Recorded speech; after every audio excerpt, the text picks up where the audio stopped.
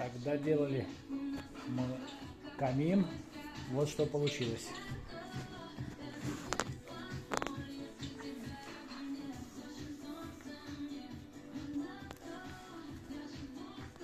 Это телевизор с тетеньками. Это камин греется.